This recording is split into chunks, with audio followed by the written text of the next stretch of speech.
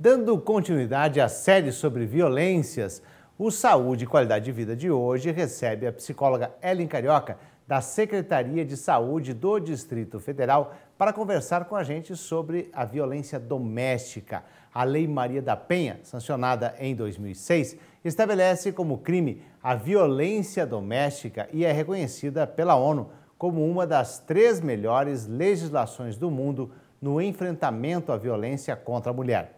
No entanto, a cada ano, mais de 1 milhão de mulheres ainda são vítimas de violência doméstica no país, segundo dados do Instituto Brasileiro de Geografia e Estatística, o IBGE. Ellen, que está aqui com a gente, bom dia. Bom dia. Explica para a gente, então, o que é violência doméstica e familiar.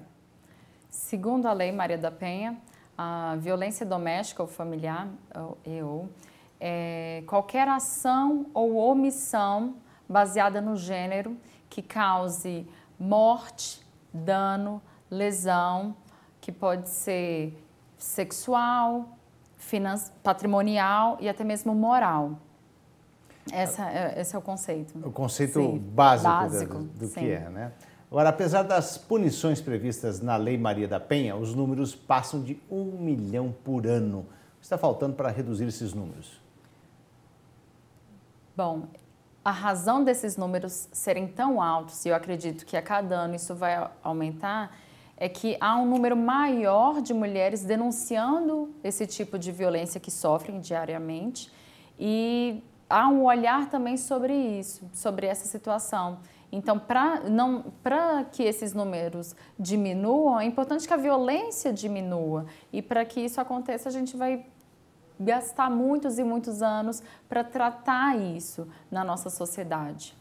É para entender se esse número crescente é porque a mulher está mais apoderada por fazendo a denúncia ou se os números realmente estão crescendo ainda mais. Esse é o ponto? Esse é o ponto, porque no passado a violência contra a mulher existia, só que ela não tinha a visibilidade que hoje tem. Era como se fosse qualquer outro tipo de violência, assim como as que os homens também sofrem.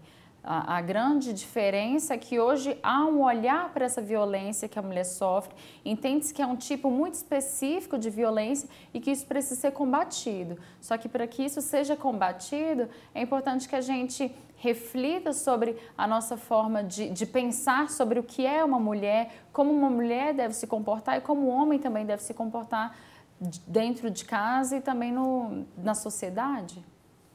Agora, que situações podem figurar como violência doméstica? A lei, ela tipifica vários tipos, a Lei Maria da Penha, vários tipos de violência que uma mulher pode sofrer.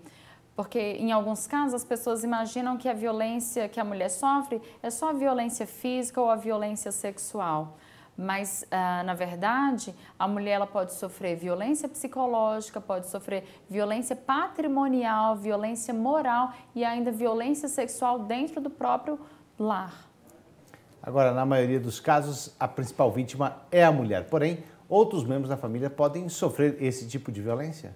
Sim, os filhos, às vezes a família tem os avós morando também e isso pode acontecer não somente com a mulher, como também algum filho ou toda a família sofre mesmo.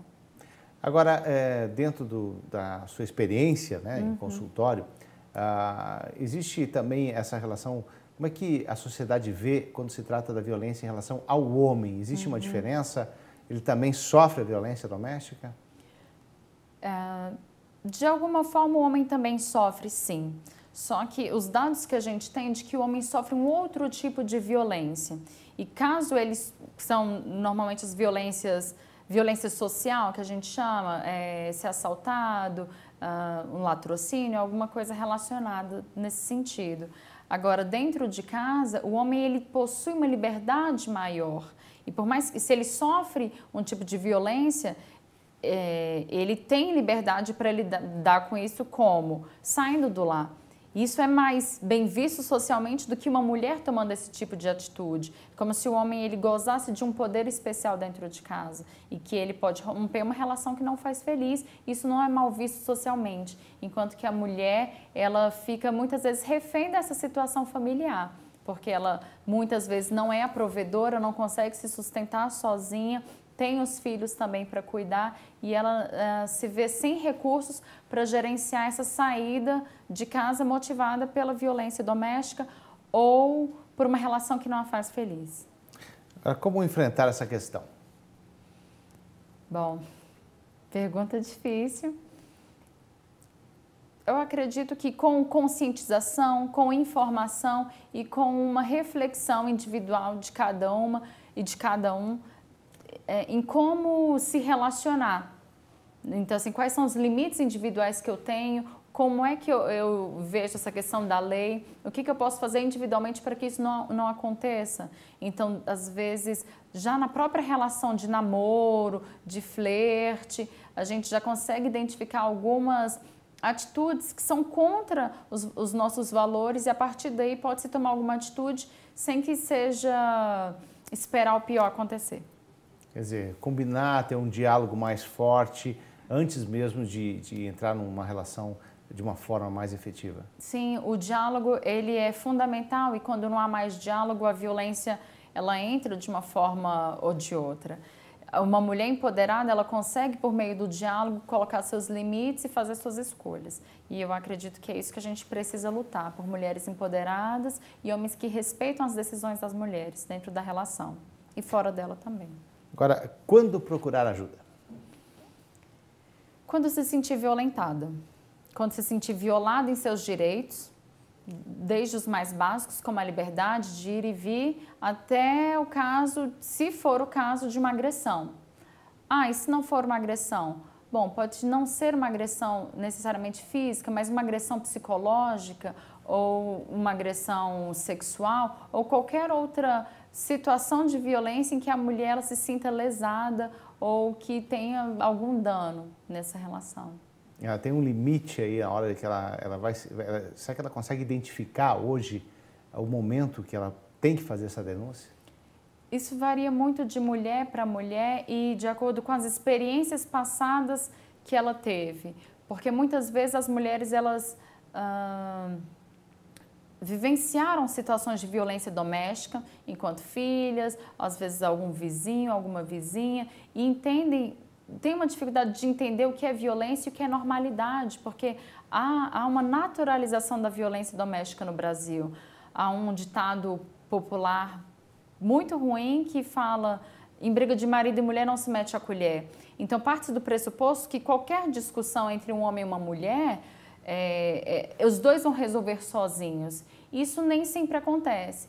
Que acontecem discussões, desentendimentos, isso é normal. Agora, quando é que sai de uma discussão e vai para a violência? É quando, de alguma forma, o diálogo não foi suficiente e se rompem os limites. Agora, e como denunciar, então, a violência doméstica? A violência doméstica ela pode ser denunciada pela mulher ou por alguma outra pessoa que vivencia essa situação. Pode ligar para o 180, diz que 180 é uma denúncia que você faz até anonimamente e a partir dessa denúncia os órgãos competentes vão agir. A mulher também pode procurar imediatamente a Delegacia de Atendimento à Mulher, a DEAM, ou qualquer outra delegacia. E se essa mulher ela tem alguma dificuldade para encontrar esses dispositivos legais, pode procurar um centro de saúde, uma unidade de saúde ou assistência social, como CRAS, CRES, falar dessa situação e buscar apoio, buscar ajuda e orientação. E quando ela não é bem recebida, não é recebida apropriadamente, justamente por toda essa questão cultural, dentro da delegacia, o que ela tem que fazer? Isso acontece? Infelizmente acontece, e eu acredito que seja por uma questão cultural que isso ainda acontece, de mas só foi isso, volta para casa, e a violência não tem o devido lugar que ela deveria ter. Então, eu acredito que o que pode ser feito nesses casos é essa mulher não cessar a busca para ter um atendimento digno e buscar todos os recursos para que ela saia dessa situação e consiga seguir com sua vida. Ela tem que ser persistente, ela não pode desistir já na primeira tentativa. Existe um trauma em cima disso também, né? Existe um trauma e é muito ruim, isso não deve acontecer, isso não é regra, isso não é não é bem visto. O que se prega é que a mulher, qualquer mulher, ela precisa chegar, e qualquer cidadão precisa chegar em qualquer dispositivo legal, qualquer instituição pública, ser bem atendida, ser bem orientada, lutar pelos seus direitos e receber isso também do Estado. Não pode aceitar isso, né? Não, não pode aceitar. Agora, existem medidas preventivas contra a violência doméstica? De um modo geral, não, mas eu acredito que dentro de alguns grupos, na saúde, na assistência social, talvez nas promotorias, há um trabalho de prevenção de novas violências, assim, mas de uma primeira violência, a gente não tem muito esses dados. Assim. Dentro do conceito familiar, vem a questão do diálogo novamente, seria uma forma preventiva. Sim. Nesse sentido? Poder refletir sobre a situação que vive, pensar se é normal ou não o sofrimento que é causado por uma atitude do pai ou uma atitude do marido, poder pensar sobre isso e buscar recursos estatais, instituições, para falar de uma situação que provavelmente a incomoda e como ela pode lidar com isso e, se for o caso, até sair dessa situação. Ellen, existem órgãos de apoio à vítima de violência doméstica? Existem, muitos.